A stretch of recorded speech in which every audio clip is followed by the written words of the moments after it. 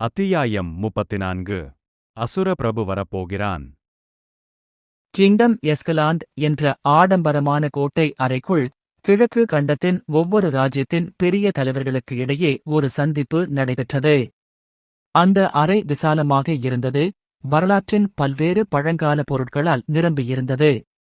வெவ்வேறு அளவுகளில் பல்வேறு திட்டங்களால் சூழப்பட்டு அறையின் நடுவில் கிங் செட்ரிக் ஒரு சோபாவில் அமர்ந்து தீவிரமான முகபாவனையுடன் இருந்தார். அவரது இடது புறத்தில் டியூக் வல்லவராயன், வலது புறத்தில் டியூக் இவானம் அமர்ந்திருந்தனர். அந்த அமைதியை கலைத்து அறைக்குள் மிதந்து கொண்டிருந்த மிகப்பெரிய எரிபொருள்களில் ஒன்றிலிருந்து வந்த ஆழமான குரல் கேட்டது. நாங்கள் எதிர்பார்த்ததுதான் இது. அந்த தோற்றத்தில் வெள்ளை நிற ஆடைகளை அணிந்த ஒரு வயதான மனிதர் ஒரு மரத்தின் உச்சியில் கால் மேல் கால் போட்டு அமர்ந்திருப்பதை காட்டியது.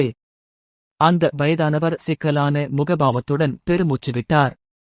துணை முதல்வர் ஜார்ஜ் அந்த முதியவரை பார்த்திருந்தால் உடனடியாக அவரை அடையாளம் கண்டு கொண்டிருப்பார். அந்த முதியவர் ராயல் அகாடமியின் முதல்வர்.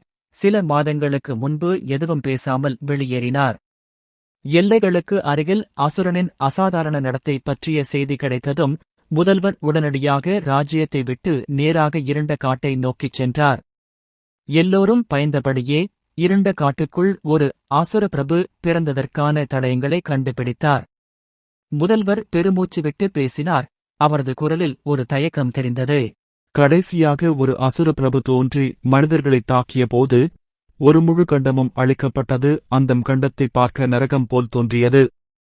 இறுதியில் மற்ற அனைத்து கண்டங்களும் அசுர பிரபுவை தோற்கடிக்க தங்கள் படைகளை ஒன்றிணைத்தன. முதல்வர் தனது வார்த்தைகளை உறுதிப்படுத்திய பிறகு அறைக்குள் ஒரு சூடான விவாதம் வெடித்தது. திட்டங்களுக்குள் இருந்த அனைவரும் வெவ்வேறு ராஜ்யங்களின் மன்னர்கள். அவர்கள் அனைவரும் தங்கள் கவலைகளை வெளிப்படுத்தினர். ஒரு அசுர பிரபு உண்மையிலேயே தோன்றியிருந்தால் இருண்ட காட்டிற்கு மிக அருகில் இருந்த கிழக்கு கண்டமே அதன் முதல் இலக்காக இருக்கும். வரலாற்றின்படி ஒரு அசுர பிரபுவால் ஏற்பட்ட அழிவை அவர்களின் அற்ப சக்தியால் தடுத்து நிறுத்த முடியாது. கிழக்கு கண்டத்திற்குள் மொத்தம் 5 ராஜ்யங்கள் இருந்தன. மேலும் அவை அனைத்தும் இருண்ட காடுகளால் சூழப்பட்டிருந்தன. அந்த 5 ராஜ்யங்களில் எஸ்கலாண்ட் ராஜ்யம் மிகப்பெரிய ஒன்றாகவும் அதன் உயர் பொருளாதாரம் காரணமாக மிகவும் பணக்காரர்களாகவும் இருந்தது. தற்போது கிழக்கு கண்டத்திற்குள் மிகவும் வலிமையான நபர் ராயல் அகாடமியின் முதல்வராக இருந்தார். அவர் சில ஆண்டுகளுக்கு முன்பு இசிசிஸ் தரவரிசையை முறியடித்த ஒரு தனிநபர். மனிதர்களுக்கும் பிற இனங்களுக்கும் இடையிலான உறவு சமீபத்திய ஆண்டுகளில் மோசமடைந்துள்ளதால் மனிதர்களுக்குச் சொந்தமான மத்திய கண்டத்தை தவிர வேறு எந்த கண்டத்தையும் நம்ப முடியாது என்பதை அறைக்குள் இருந்த அனைவருக்கும் தெரியும். முக்கிய வார்த்தைகளைக் கேட்ட பிறகு மன்னர் செட்ரிக் முகம் பயத்தில் வெளிறிப் போயிருந்தது. நமக்கு இன்னும் எவ்வளவு நேரம் இருக்கு? அனைவரும் அமைதியாகி முதல்வர் பதிலுக்காக காத்திருந்தபோது அவரது வார்த்தைகள் இடியுடன் கூடிய மழையைப் போல இருந்தன. ஒரு மர லாரியில் அமர்ந்திருந்த முதல்வர் எழுந்து நின்று வானத்தை நோக்கி ஒரு தீவிரமான முகபாவத்துடன் பார்த்தார். அதிகபட்சம் 8 ஆண்டுகள், ஆனால் ஆரம்பத்தில் தாக்க முடிவு செய்தால் 6 ஆண்டுகளுக்கும் குறைவாக இருக்கலாம். எல்லோரும் அமைதியாக இருந்தனர். தங்களிடம் இருந்து அனைத்தையும் பயன்படுத்த வேண்டிய சூழ்நிலை இருந்தது. இல்லையெனில் அவர்களை நெருங்கும் ஒரே விஷயம் அழிவுதான். கிங்டம் பைட்லேண்ட் பகுதியைச் சேர்ந்த மன்னர் ஃபோரான் மௌனத்தை கலைத்து திடீர் ஆபத்தான செய்தியால் விவாதிக்கப்படாமல் விடப்பட்டு மற்றொரு அழுத்தமான விஷயத்தை பற்றி பேசினார். பெருமூச்சு விடு. வாய்ப்பு கோபுரத்தின் வாயில் விரைவில் திறக்கப்பட உள்ளது. இளைய திறமையாளர்களை தேர்ந்தெடுக்க தொடங்க வேண்டும். அப்போதுதான் அவர்கள் வரவிருக்கும் அழிவை எதிர்த்து போராடும் அளவுக்கு வலிமை பெற முடியும். இப்போது அவர்கள் எங்களுக்கு இருக்கும் கடைசி நம்பிக்கை. மன்னர் ஃபோரான் பேசிய பிறகு ஒரு தோற்றத்திலிருந்து கருமையான ஆடை அணிந்த ஒருவர் மன்னர் செட்ரிக் மற்றும் மன்னர் ஃபோரானை பார்த்து பின்னர் தீவிரமான தொனியில் பேசினார். நீங்க சொல்றது சரிதான் ஃபோரான். பிளஸ் ஏசேசேஸ் தரவரிசை திறமை உள்ள 2 பேர் சமீபத்தில் தோன்றியதாக கேள்விப்பட்டேன். ஒருவர் ராயல் அகாடமியில் படிக்கிறார், மற்றவர் கிங்டம் பைட்லேண்டின் கீழ் வளர்க்கப்படுகிறார். கிங் செட்ரிக்கின் 2வது மகன் இளவரசர் ரேகன் ஏசேசேஸ் தர திறமையை அவேகிங் செய்தார். என் மகள் ராயல் அகாடமியில் படிக்கவில்லை என்றால் இதைப் பற்றி நான் ஒருபோதும் அறிந்திருக்க மாட்டேன். அண்டை ராஜ்யத்திற்குள் பிளஸ் ஏசேசேஸ் தர திறமை கொண்ட 2 பேர் தோன்றியிருப்பதை கேள்விப்பட்டு அங்கிருந்த அனைவரும் அதிர்ச்சியில் திகைத்துப் போனார்கள். இந்தச் செய்தி அவர்களுக்குத் தெரியாது. கருப்பு நிற ஆடை அணிந்து மனிதனின் வார்த்தைகளை கேட்டு மன்னர் செட்ரிக் முகம் சுளித்தார். அதைப் பற்றி எல்லோரிடமும் சொல்லப் போகிறார். ஆனால் சமீபத்திய நிகழ்வுகள் காரணமாக அவர் மற்ற அனைத்தையும் முற்றிலும் மறந்துவிட்டார். நான் அதை மறைக்க முயற்சிப்பது போல் இல்லை. பார்த்திபன் என்ற ஒரு சாதாரண மனிதர் பிளஸ் ஏசேசேஸ் தரவரிசை திறமையை அவேகிங் செய்தார் என்பதை துணை முதல்வர் ஜார்ஜ் மூலம் சமீபத்தில் கண்டுபிடித்தேன். ரேகனை பற்றி பெருமூச்சு விடுங்கள். அவரை பற்றி நான் என்ன செய்ய முடியும்? அவர் தனது சகோதரனை மிஞ்சும் திறமை இருப்பதாக தனது தாயிடம் கூட சொல்லவில்லை. மன்னர் ஃபோரான் தலையை ஆட்டினார். மேலும் ஒரு தீவிரமான முகபாவத்துடன் தனது பெயரையும் தெளிவுபடுத்தினார்.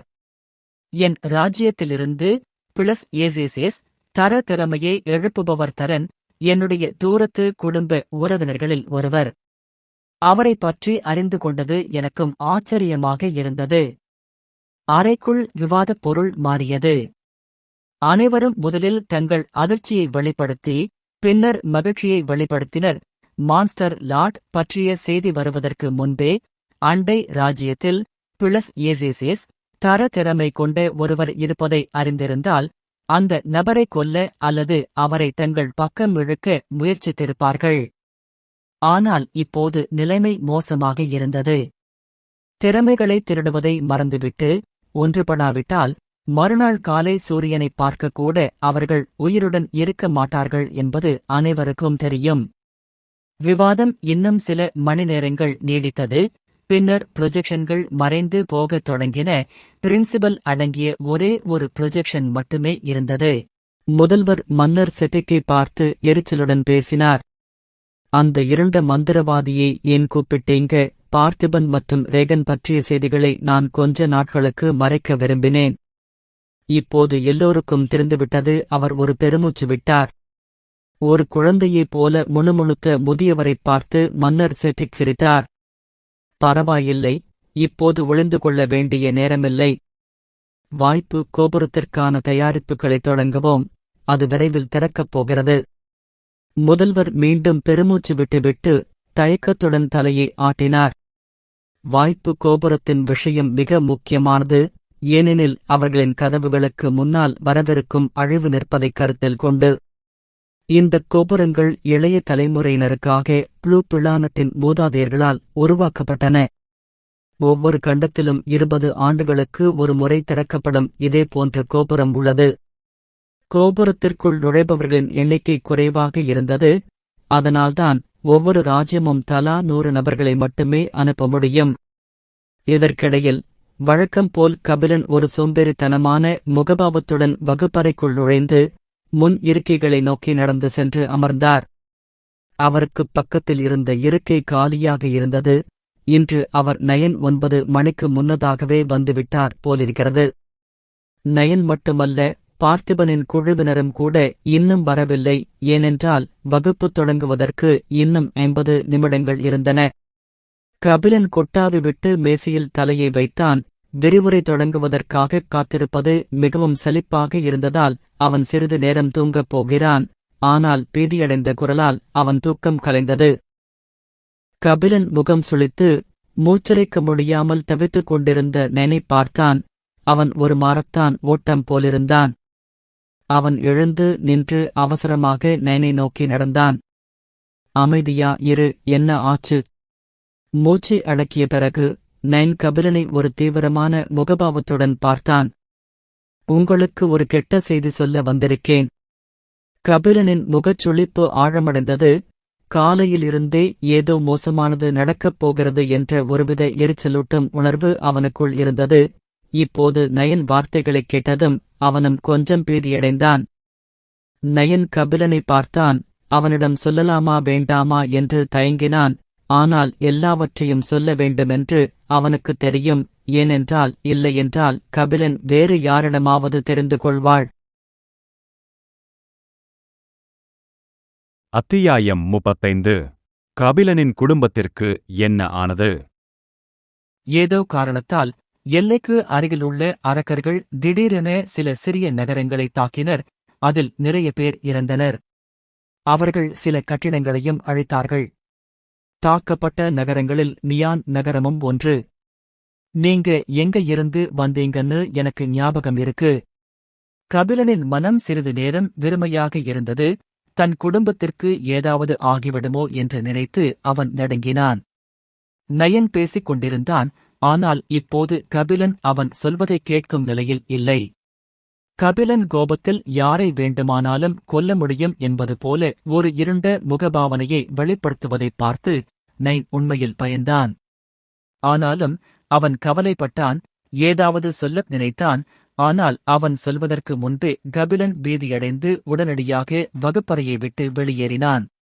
கபிலனிடம் தனது குடும்பத்தினரை தொடர்பு கொள்ள எந்த தொடர்பு சாதனமும் இல்லை. அவர் செய்ய விரும்பிய ஒரே விஷயம் உடனடியாக அகாடமியை விட்டு வெளியேறி தனது குடும்பத்தினரை பார்ப்பதுதான். நயன் கபிலனின் மங்கலான உருவத்தை மட்டுமே பார்த்தான். பேராசிரியர் அருந்ததி வகுப்பறைக்குள் நுழையும் நேரம் நெருங்கிவிட்டது. அவர் சபித்தார். ஆனால் கபிலனின் பின்னால் பின்தொடர்ந்தார். முதலில் நைன் கபிலனை வலிமையான ஒருவர் என்று நினைத்ததால் அவருடன் நெருங்கி பழக விரும்பினான். ஆனால் இப்போது ஒரு மாதம் முழுவதும் ஒன்றாக கழித்த பிறகு அவன் கபிலனை பற்றி மிகவும் கவலைப்பட்டான். வகுப்பறையை விட்டு வெளியே ஓடிய கபிலனுக்கு என்ன செய்வது என்று தெரியவில்லை. ஏனெனில் அனுமதியின்றி அகாடமியை விட்டு வெளியேறுவது அனுமதிக்கப்படாது. வியர்வை தோய்ந்த உள்ளங்கைகளுடனும் வெற்று முகபாவத்துடனும் என்ன செய்வது என்று யோசித்துக் கொண்டிருந்தபோது நைன் அவரை அமைதிப்படுத்த அவரது தோளை பிடித்தான். எல்லாம் சரியாகிவிடும், ஒரு பணியை எடுத்துக்கொண்டு ஒன்றாகச் செல்வோம். கபிலன் நைனை பார்த்தான். அவன் வார்த்தைகளைக் கேட்டதும் அவன் அமைதியடைய ஆரம்பித்தான். அவன் கைமுஷ்டிகளை இறுக்கிக் கொண்டு தலையசைத்தான். இப்போது அவசரப்பட வேண்டிய நேரம் இதுவல்ல. இருவரும் அவசரமாக மிஷன் ஹாலை நோக்கி நடந்தார்கள். சுற்றுப்புறத்தை பார்க்கக்கூட இல்லாமல் கபிலன் மிஷன் போர்டை நோக்கி நடந்து சென்று மூலிகை சேகரிப்பு குறித்து ஒரு சீரற்ற பணியை எடுத்தார். நயன் அவரை பின்தொடர்ந்தனர். இருவரும் தாங்கள் தேர்ந்தெடுத்த பணிப்பக்கத்தை வரவேற்பறைக்கு பின்னால் அமர்ந்திருந்த இளைஞனிடம் ஒப்படைத்தனர். அந்த இளைஞன் பக்கங்களை எடுத்து குறுகிய கண்களுடன் கபிலனை பார்த்தான். அவன் ஓரளவு பரிச்சயமானவன் என்பதைக் கண்டான். இது நான் போன மாசம் பார்த்து இதற்கும் ஆகாத குப்பை என்று நினைத்து சிரித்தான். அந்த இளைஞனின் கண்களில் வெறுப்பு தெரிந்தது. அவன் ஒரு சங்கடமான புன்னகையுடன் இருந்த நயனை பார்த்தான். அவர்களை இரண்டாவது பார்வை கூட பார்க்காமல் அவர்களின் பெயர்களை பதிவு செய்துவிட்டு பின்னர் கிண்டலாகப் பேசினான். இந்த மூலிகை சேகரிப்பு பணிகள் நேற்றுதான் வெளியிடப்பட்டன. நீங்கள் அவற்றை முடித்துவிட்டு பொருட்களை எடுத்துக்கொண்டு திரும்ப 2 வாரங்கள் உள்ளன. அந்த இளைஞன் எப்படி பேசுகிறான் என்பதை பற்றி கபிலன் கவலைப்படவில்லை. பணி உறுதிப்படுத்தப்பட்ட பிறகு அவர் அவசரமாக நைனுடன் மண்டபத்திலிருந்து வெளியேறினார். விரைவில் இருவரும் அகாடமியை விட்டு வெளியேறி நேராக அகாடமிக்கு வெளியே இருந்த ஒரே டெலிபோர்டேஷன் வரிசையை நோக்கிச் சென்றனர். அகாடமிக்கு முன்னால் உள்ள தெருக்கள் பல்வேறு கடைகளால் நிரம்பியிருந்தன. சில கடைகள் குறைந்த தர திறன் மையங்களை விற்பனை செய்தன. சில கடைகள் ஆயுத கலை பொருட்களை விற்பனை செய்தன. ஒரு சில கடைகள் துணிகள், கவசங்கள் மற்றும் வேறு சில அன்றாடத் தேவைகளையும் விற்பனை செய்தன. சேமிப்பு வளையத்தை பார்த்த கபிலன் தனது 2வது சகோதரர் உள்ளே விட்டுச் சென்ற சில மானா கற்களை வெளியே எடுத்தார். அவர் அகாடமியில் மிகவும் பிஸியாக இருந்தார். மேலும் மானா கற்களை பயன்படுத்த வேண்டிய அவசியம் அவருக்கு ஒருபோதும் ஏற்படவில்லை. ஆனால் அளவை பார்த்த பிறகு அது ஒரு நபர் பயணம் செய்ய மட்டுமே போதுமானதாக இருந்தது. மறுபுறம் கபிலன் சில மானா கற்களை எடுத்து கவலையான முகபாவனையுடன் இருப்பதை பார்த்த பிறகு நைன் பெருமூச்சு விட்டான். நானே செலவு பண்ணிக்க முடியும். கபிலன் நிம்மதியடைந்து வேறு எதையும் பற்றி கேட்கவில்லை. தங்கள் முறைக்காக காத்திருந்த பிறகு அவர்கள் நேரடியாக தலைநகரை நோக்கிச் செல்ல டெலிபோர்டேஷன் வரிசையை பயன்படுத்தினர். வழக்கமாக டெலிபோர்டேஷன் வரிசைகள் மக்களை இவ்வளவு நீண்ட தூரத்திற்கு டெலிபோர்ட் செய்ய முடியாது. ஆனால் ராயல் அகாடமியின் செல்வாக்கின் காரணமாக டெலிபோர்டேஷன் வரிசைகளுக்கு சில மேம்பட்ட பொருட்களை பெறுவது கடினமாக இருக்கவில்லை. தலைநகர் நகரத்தை அடைந்த பிறகு டெலிபோர்டேஷன் வரிசையின் பின்விளைவுகளால் கபிலன் பதட்டமாக உணர்ந்தார். இதன் காரணமாக நேராக நியான் நகரத்தை நோக்கிச் செல்லும் டெலிபோர்டேஷன் வரிசையை கண்டுபிடிக்க அவர்களுக்கு 1 மணி நேரம் ஆனது. ஆனால் நியான் நகரத்தை நோக்கி மக்கள் கூட்டம் அதிகமாக இருந்ததால் அவர்களின் முறை வர இன்னும் சில மணி நேரங்கள் ஆனது. நேரம் செல்லச் செல்ல கபிலனின் பதட்டம் அதிகமாகியது. அவர்கள் நியான் நகரத்தை அடைந்ததும் அவரது கவலைகள் அதிகரித்தன. ஏனெனில் அவர்களின் வருகைக்காக காத்திருந்தது உடைந்த கட்டிடங்கள் மட்டுமே.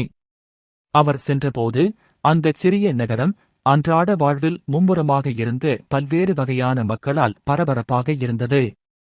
ஆனால் இப்போது வானம் சாம்பல் நிற மேகங்களால் நிரம்பியிருந்தது. நகரத்தைச் சுற்றியுள்ள சூழல் இருண்டதாக இருந்தது. நூற்றுக்கணக்கான மக்கள் உதவி தேடவோ அல்லது வேறு யாரையாவது காப்பாற்றவோ இங்கும் அங்கும் ஓடிக்கொண்டிருந்தனர். இரத்தச் சிவப்பு ஆயுதங்களை ஏந்திய பல்வேறு காவலர்கள் நகரத்தைச் சுற்றித் திரிந்ததால் உயிருள்ள ஒரு அசுரனையும் கூட பார்க்க முடியவில்லை. ஆனால் தலைநகரில் இருந்து கூடுதல் உதவிகள் சற்று தாமதமாக வந்ததாகத் தெரிகிறது. ஏனெனில் ஏராளமான சடலங்கள் சுற்றிக் கிடந்தன. கபிலன் தனது சுற்றுப்புறங்களைப் பார்த்தான். முன்பு இறந்த உடல்களைப் பார்த்த கொடூரமான மனிதர்களால் நிறைந்த ஒரு உலகத்திற்குள் வாழ்ந்தான். ஆனால் அவன் வாழ்க்கையில் முதல் முறையாக இவ்வளவு கோபமாக உணர்ந்ததில்லை. கோபத்தால் முஷ்டியை இறுகப் பற்றிக் கொண்டு அவன் வீடு இருக்கும் வழியை நோக்கி நடந்தான். அவரது கால்கள் கனமாக உணர்ந்தன. அவரது வீடும் இதே போன்ற நிலையில் இருப்பதைப் பார்க்கும் எண்ணத்திலேயே அவரது இதயம் நடுங்கியது. மறுபுறம் நயன் எதுவும் பேசாமல் அமைதியாகப் பின்தொடர்ந்தான். நகரத்தின் நிலையை பார்த்த பிறகு எல்லாம் சரியாகிவிடும் என்று அவன் நம்பினான். சுமார் 30 நிமிடங்கள் அமைதியாக நடந்த பிறகு அவர்கள் நகரத்தில் இருந்த மிகப்பெரிய கட்டிடங்களில் ஒன்றின் முன் வந்து சேர்ந்தனர். வழியில் அவர்கள் பார்த்த மற்ற இடங்களை விட வீட்டைச் சுற்றியுள்ள சூழ்நிலை சிறப்பாக இருந்தது.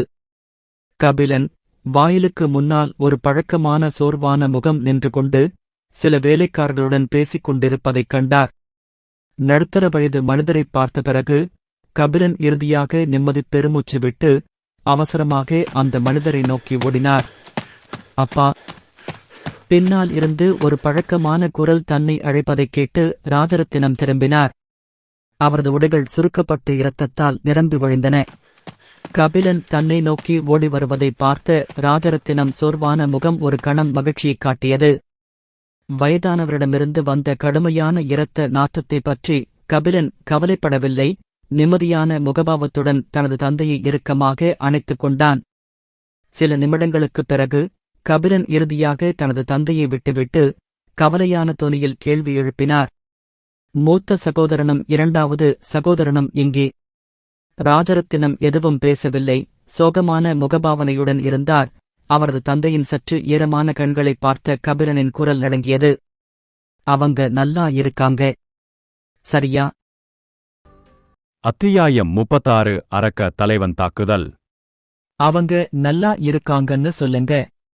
முதியவரிடமிருந்து எந்த பதிலும் கிடைக்காததால் வெற்று முகபாவத்துடன் ஒரு அடி பின்வாங்கிய போது கபிலன் பிடி தளர்ந்தது. அப்பா ஏன் எதுவும் சொல்லல? அவர்களிடமிருந்து வெகு தொலைவில் நிற்கும் வேலைக்காரர்களை பார்த்து துடிக்கும் தலைவலியுடன் இருந்தார். என் சகோதரர்கள் எங்கே? அதே கேள்வி. ஆனால் இந்த முறை கபிலனின் குரல் அமைதியாகவும் முகம் உணர்ச்சியற்றதாகவும் இருந்தது. வேலைக்காரர்களிடையே பட்லர் உடை அணிந்து ஒரு வயதான மனிதர் கபிலனை நோக்கி அவசரமாக நடந்து வந்தார். அவன் கபிலனை பார்த்தான். ஆனால் அந்த பயங்கரமான கண்களை சந்திக்க துணியாமல் தலையை குனிந்தான். வீட்டின் சமையல்காரராக இருந்த முதியவர் சிறு வயதிலிருந்தே கபிலனை கவனித்துக் கொண்டிருந்தார். அதனால்தான் அந்த இளம் எஜமானர் எப்போதும் சோம்பேறியாகவும் கவலையற்றவராகவும் இருப்பதை அவர் அறிந்திருந்தார். இப்போது கபிலன் இவ்வளவு சக்தி வாய்ந்த ஒளி வருவதை பார்த்து 1 மாதத்தில் இளம் மாஸ்டர் எப்படி இவ்வளவு மாறிவிட்டார் என்று அவர் ஆச்சரியப்பட்டார். 2 நாட்களுக்கு முன்பு அரக்கர்கள் தாக்கியபோது நிலைமை மிகவும் மோசமாக இருந்தது. உறவினர்கள் சிலர் ராயல் அகாடமியில் இருந்த கபிலனை தொடர்பு கொண்டு உதவி கேட்க பரிந்துரைத்தனர். ஆனால் கபிலனின் தந்தை ராஜரத்தினம் அந்த யோசனையை நிராகரித்தார். கபிலனின் திறமை தரவரிசை மட்டுமே என்பதை அவர் அறிந்திருந்ததால் சூழ்நிலையைப் பற்றி அவரிடம் சொன்னாலும் அவரால் எதுவும் செய்ய முடியாது. மேலும் அவர்கள் கபிலனிடம் சொன்னால் அவர் வேறு எதையும் பற்றி கவலைப்படாமல் விரைந்து செல்வார் என்று ராஜரத்தினத்துக்கு தெரியும். பட்லர் பெருமூச்சு விட்டார். கபிலன் இங்கே இருக்கிறார் என்பது இப்போது அவருக்கு தெரியும். அவர்களால் அவரிடமிருந்து எதையும் மறைக்க முடியாது. இளம் மாஸ்டர், தயவு செய்து என்னை பின்தொடருங்கள். கபிலன் வேறு எதுவும் பேசாமல் அமைதியாக குழந்தை பருவத்தில் தன்னை எப்போதும் நச்சரித்து வந்த அந்த முதியவரின் பின்னால் பின்தொடர்ந்தான். மரங்களின் உடைந்த கிளைகளால் நிரம்பிய ஒரு காலத்தில் அழகான தோட்டத்திலிருந்து அவர்கள் விரைவில் கடந்து சென்றனர். சுற்றிலும் இருந்து வந்த இரத்தத்தின் துர்நாற்றத்தை உள்ளிழுத்த கபிலன், இரத்தம் தோய்ந்த புல்லையும் உயிரற்ற நிலையில் சுற்றிக் கிடந்த சில அரக்கர்களையும் பார்த்தான். அவன் எதுவும் பேசவில்லை. அவன் விரும்பினாலும் அவன் தொண்டையிலிருந்து வார்த்தைகள் வெளிவரவில்லை. பெரிய காலியான நடைபாதையை கடந்து சென்ற பிறகு கட்டிடத்திற்குள் இருந்த மிகப்பெரிய அறையின் முன் அவர்கள் வந்தார்கள். பட்டர் திரும்பி கபிலனை ஒரு தீவிரமான முகபாவத்துடன் எதிர்கொண்டார். இளம் மாஸ்டர், நீங்கள் நன்றாக இருப்பதைப் பார்ப்பது மிகவும் மகிழ்ச்சியாக இருக்கிறது. திடீரென அரக்கர்கள் தாக்கியதால் மாஸ்டர் நவீன் மற்றும் மாஸ்டர் ராஜேந்திரன் இருவரும் நகரத்திற்குள் இருந்த வேறு சில சக்தி வாய்ந்த நபர்களுடன் சேர்ந்து சண்டையிட்டனர். அவர்களால் குடிமக்களில் பாதி பேரை பாதுகாப்பாக வெளியேற்றவும் முடிந்தது. பட்டர் கபிலனை பார்த்தார். அவர் இப்போது தனது பார்வையை அறைக்கதவுகளில் நிலைநிறுத்தியிருந்தார். கபிலன் நிலைமையைப் பார்க்க உள்ளே விரைந்து செல்ல விரும்பினான். ஆனால் அந்த முதியவர் பேசி முடிக்கும் வரை பொறுமையாக காத்திருந்தான். ராஜேந்திரனும் நவீனும் ஒன்றிணைந்து அரக்கர்களுடன் வெறித்தனமாக சண்டை போட்டுக் கொண்டிருந்தார்கள். அவர்கள் இருவரும் நன்றாகத்தான் சண்டை போட்டார்கள். ஆனால் எல்லாம் நன்றாக இருந்தது. சில மணிநேரங்களுக்குப் பிறகு சக்தி வாய்ந்த வலுவூட்டல்களும் வந்தன. ஆனால் திடீரென்று ஏதோ காரணத்திற்காக அரக்கர்களின் தலைவன் முன்னால் சண்டையிடும் மக்கள் குழுவின் மீது ஒரு கொடிய விஷத்திறனை பயன்படுத்தினான். அது ஒரு தரமலை பாம்பு. இதில் மாஸ்டர் நவீன் மற்றும் மாஸ்டர்ஸ் ராஜேந்திரன் உட்பட 2 பேர் எதிர்பாராத திடீர் தாக்குதலால் காயமடைந்தனர். முதலில் அது பெரிதாக எதுவும் இல்லை. ஆனால் 3 மணி நேரத்திற்குப் பிறகு அவர்கள் அனைவரும் திடீரென்று கோமா நிலைக்குச் சென்றனர். இப்போது தலைநகரைச் சேர்ந்த சில குணப்படுத்துபவர்கள் அவர்களைக் காப்பாற்ற தங்களால் இயன்ற அனைத்தையும் வார்த்தைகளை முடித்த பிறகு சமையல்காரர் திரும்பி கதவை திறந்தார். மெதுவாக அடிச்சுவடுகளுடன் கபிலன் அறைக்குள் தள்ளாடியபடி நடந்தான். உள்ளே இருந்து 4 படுக்கைகளை பார்த்த அவன் கடைசியாக பார்க்க விரும்பிய 2 பழக்கமான முகங்களைக் கண்டான். அவர்களின் சுவாசம் கடினமாக இருந்தது. அவர்களின் நிறங்கள் வெளிர் நிறமாக இருந்தன. விசித்திரமான கருப்பு நிற நரம்புகள் அவர்களின் உடல்கள் முழுவதும் பரவியிருந்தன. நான் என்ன உதவி செய்ய முடியும்? கபிலன் கதவின் முன் அசையாமல் நின்று நோயாளிகளை நிலைப்படுத்த தங்களால் இயன்றவரை முயற்சிக்கும் குணப்படுத்துபவர்களை பார்த்தார். ஆனால் எதுவும் வேலை செய்யவில்லை என்று தோன்றியது. என்னால் எதுவும் செய்ய முடியாது. முதல் முறையாக கபிலன்தான் எதற்கும் உபயோகம் இல்லாதவனாக உணர்ந்தான். அவன் தன் உள்ளங்கைகளை பார்த்தான். நான் இன்னும் வலிமையாக இருந்திருந்தால் இது நடந்திருக்காது. அது என் தவறு. அவன் தன் சகாக்களை விட முதிர்ச்சியடைந்தவனாக இருந்தபோதிலும் அவனுக்கு அப்போது 16 வயதுதான். அவனுடைய சகோதரர்கள் அவனுக்கு முன்னால் மரணத்துடன் போராடிக் கொண்டிருந்தனர். அவனால் செய்ய முடிந்த ஒரே விஷயம் அவர்கள் வலியில் இருப்பதை பார்ப்பதுதான். நடுங்கும் கைகளுடனும் வெற்று முகபாவத்துடனும் அவன் தோளை பிடித்துக் கொண்டிருந்த குளிர்ந்த கையை பார்த்தான். அப்பா! ராஜரத்தினம் ஈரமான கண்களுடன் கபிலனின் அருகில் நின்று அவன் தோளை இறுக்கமாக தட்டினான். அவர்கள் நன்றாக இருப்பார்கள். அழும் தருவாயில் இருந்த கபிலன் கண்களில் இருந்து கண்ணீர் வழியாமல் கட்டுப்படுத்திக் கொண்டான். அவன் தன் தந்தையை பார்த்து கைமுஷ்டிகளை இறுக்கமாக பற்றிக் கொண்டான். நான் என்ன பண்றேன்? அவங்க தங்களோட எல்லாத்தையும் வச்சு போராடுறாங்க. நான் எப்படி நம்பிக்கையை இழக்க முடியும்? தந்தையிடமிருந்து சிறிது தைரியத்தை பெற்ற பிறகு கபிலனின் மனம் அமைதியானது. வெவ்வேறு படுக்கைகளில் படுத்திருந்த 4 பேரை அவர் பார்த்தார். கபிலன் கண்களில் ஒரு அழகான பச்சை விளக்கு மின்னியது. அது முற்றிலும் மறைந்து போனது. இதற்கிடையில் தந்தை மகன் இரட்டையருக்குப் பின்னால் நின்றிருந்த பட்லர் கபிலன் தன்னுடன் கொண்டு வந்து புதிய முகத்தை பார்த்தார். அவர் நைனை நோக்கி நடந்தார். நைன் கபிலனின் வகுப்புத் தோழன் மற்றும் நண்பர் என்பதை அறிந்த பிறகு பட்லர் மன்னிப்பு கேட்டு நைனை ஒரு சுத்தமான அறைக்கு அழைத்துச் செல்ல சில வேலையாட்களுக்கு உத்தரவிட்டார். ஆனால் நைன் அந்த வாய்ப்பை நிராகரித்து அகாடமியை விட்டு வெளியேறுவதற்கு முன்பு அவர்கள் எடுத்த பணியை முடிக்க முடிவு செய்தனர். பட்லரிடம் தனது செய்தியை கபிலனுக்கு தெரிவிக்கச் சொன்ன பிறகு அவர் மிஷன் மூலிகைகளை தேடுவதற்காக புறப்பட்டார். 1 மணி நேரம் நின்ற பிறகு ராஜரத்தினமும் கபிலனும் குணப்படுத்துபவர்கள் சில செய்திகளை கொண்டு வருவதற்காக காத்திருக்க ஆய்வுக்கூடத்திற்குச் சென்றனர். கபிலன் புத்தக அறைக்குள் நடந்து செல்லும்போது நேரம் மிக மெதுவாக கடந்து கொண்டிருந்தது. அவனால் அசையாமல் உட்கார முடியவில்லை, எதையும் சாப்பிடவோ குடிக்கவோ முடியவில்லை. இறுதியாக இன்னும் ஒரு நாள் காத்திருப்புக்குப் பிறகு குழுவின் தலைவராக தோன்றிய ஒரு குணப்படுத்துபவர் அறையை விட்டு வெளியேறினார். ஆனால் அவர் கொண்டு வந்த செய்தி கபிலன் அல்லது வேறு யாரும் கேட்க விரும்பிய ஒன்றல்ல. சிறந்த குணப்படுத்தும் மருந்துகளில் ஒன்றை பயன்படுத்தி தங்களால் இயன்றவரை முயற்சித்த பிறகு குணப்படுத்துபவர்கள் நோயாளியின் நிலையை உறுதிப்படுத்த முடிந்தது. ஆனால் அது தற்காலிகமானது மட்டுமே. அவர்கள் மிக உயர்ந்த தரமான குணப்படுத்தும் மருந்துகளில் ஒன்றை பயன்படுத்தினாலும் அது வேலை செய்யாது. ஏனென்றால் மலைப்பாம்பு விஷம் வேகமாக பரவிக் கொண்டிருந்தது. அது அவர்களின் உடலில் நுழைந்தவுடன் அது நரம்புகளுக்குள் பரவி இதயத்தை சேதப்படுத்தியது.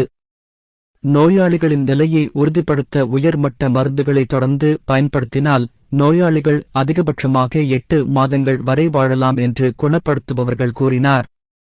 ராஜரத்தினம் கபிலனை திரும்பிப் பார்த்தார். புத்தக நாற்காலியில் ஏறி அமர்ந்ததும் கபிலன் சுவரில் முஷ்டியை முட்டி மோதியதும் அந்தச் செய்தி மின்னல் போல் இருந்தது. ஆனால் கபிலன் அதை ஏற்றுக்கொள்ளப் போவதில்லை. அவன் தன் சகோதரர்களை இறக்க விட முடியாது. வியர்வை வழிந்த நெற்றியுடன் அவர் வெறித்தனமான முகபாவத்துடன் குணப்படுத்துபவரை பார்த்தார். வேறு வழியில்லைன்னு உனக்கு நிச்சயமா தெரியுதா? அவங்களைக் காப்பாத்த நாம ஏதாவது செய்ய முடியும்னு நான் நம்புறேன். நம்பிக்கை இருக்கும் வரை எதுவும் சரிதான். நான் எந்த விலையையும் செய்ய தயாராக இருக்கிறேன். கபிலன் அமைதியாக இருப்பது போல் இருந்ததைப் பார்த்தான் குணப்படுத்துபவர். சிறிது நேரம் யோசித்துவிட்டு சாத்தியமற்ற ஒன்றை நினைவு கூர்ந்த பிறகு குணப்படுத்துபவர் தயங்கினார். ஒரு வழி இருக்கு. கபிலன் மூச்சுத் திணறலுடன் குணப்படுத்துபவரைப் பார்த்தான். அது என்னவாக இருந்தாலும் பரவாயில்லை. அவனால் அவர்களைக் காப்பாற்ற முடிந்தவரை அவன் எதையும் செய்யத் தயாராக இருந்தான். அது என்ன? அத்தியாயம் 37. சகோதரனை காப்பாற்றும் நினைக்கும் கபிலன். வாழ்க்கையின் அமுதம். எல்லோரும் அமைதியாகி அறை முழுவதும் ஒரு சிறிய மௌனம் சூழ்ந்தது. அறைக்குள் அனைவரும் வழங்கிய குணப்படுத்துபவர் உட்பட அனைவருக்கும் வாழ்க்கையின் அமுதம் பற்றித் தெரியும். அது மிகவும் விலைமதிப்பற்ற ஒன்று. அது ஒரு மருந்து அல்லது எளிதில் செய்யக்கூடிய எதுவும் அல்ல. வாழ்க்கையின் அமுதம் என்பது இருண்ட காட்டின் ஆழத்தில் மட்டுமே காணப்படும் ஒரு சிறப்பு 9 இலை மூலிகையாகும். 500 ஆண்டுகள் வளர்ந்த பிறகு ஒரு அழகான நிறமற்ற பூ அந்த மூலிகையின் மேல் துளிர்க்கும். ஒருவர் இறக்காத வரை வாழ்க்கையின் அமுதம் எந்த நோயையும் குணப்படுத்தும் என்று கூறப்பட்டது, மரண வாசலில் நிற்பவர்களையும் கூட. ஆனால் பிரச்சனை என்னவென்றால் அதன் அரிதான தன்மை. ஏனெனில் ஒரு சாதாரண மனிதனுக்கு அதன் விலைமதிப்பற்ற தன்மை வாழ்க்கையின் அமுதம் கிடைப்பதோ அல்லது கண்டுபிடிப்பதோ கிட்டத்தட்ட சாத்தியமற்றது.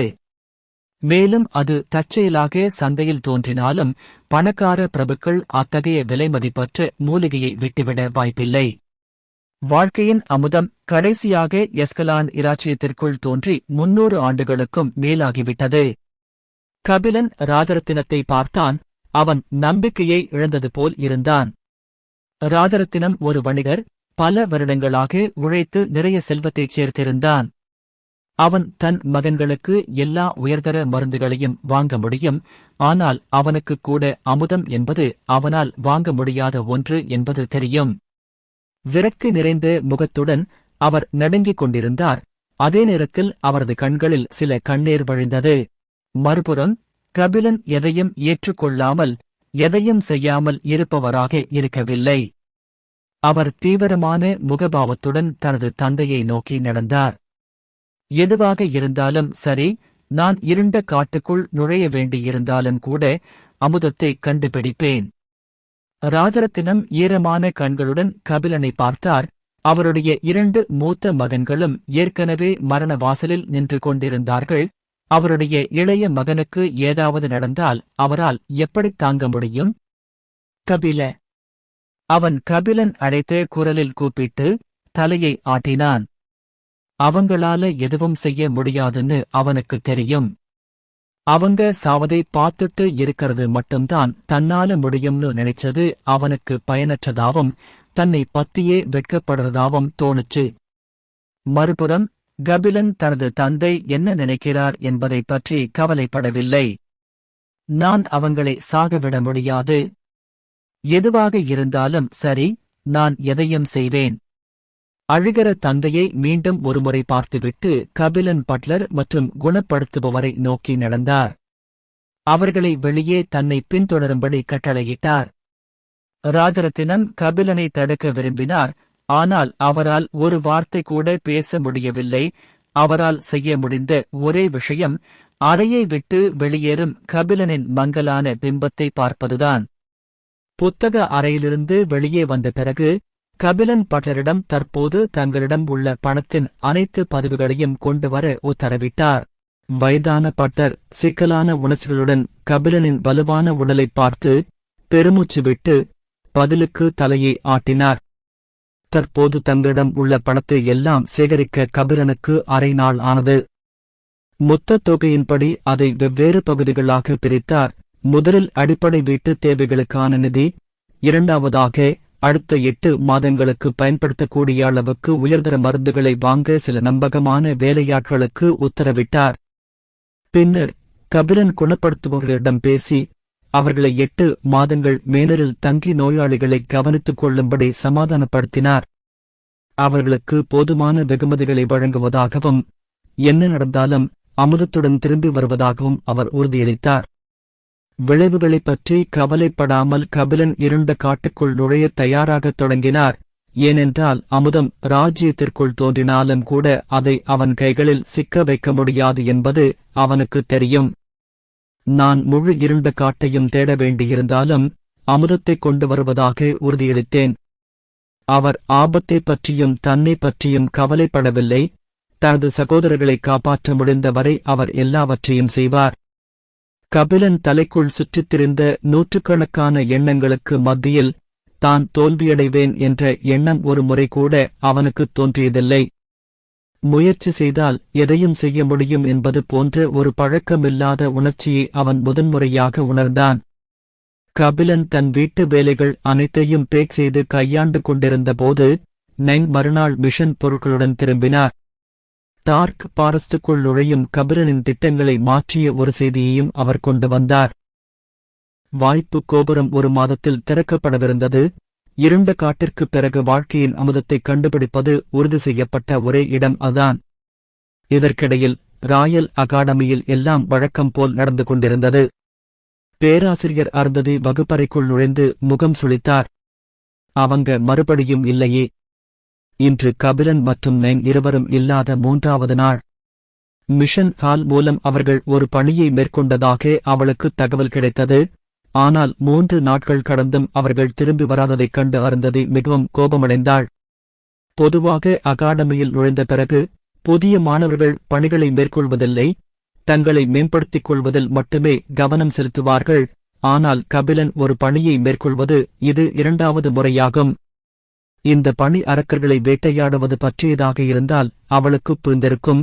ஆனால் கபிலனும் நைனும் மேற்கொண்ட பணி சில மூலிகைகளைச் சேகரிப்பது பற்றியது. அதற்கு மேல் அந்த மூலிகைகள் அரிதானவை அல்ல, ஏனென்றால் அவை அகாடமியைச் சுற்றியுள்ள மலைகளுக்குள் எளிதாக காணப்படுகின்றன. சில மூலிகைகளைச் சேகரிக்க எவ்வளவு நேரம் ஆகும்? அவங்க என்ன பண்றாங்க? கபிலன் சமீப காலமாக நிறைய முன்னேற்றம் காண்பிப்பதால் அருந்ததி மிகவும் கோபமாக இருந்தாள்.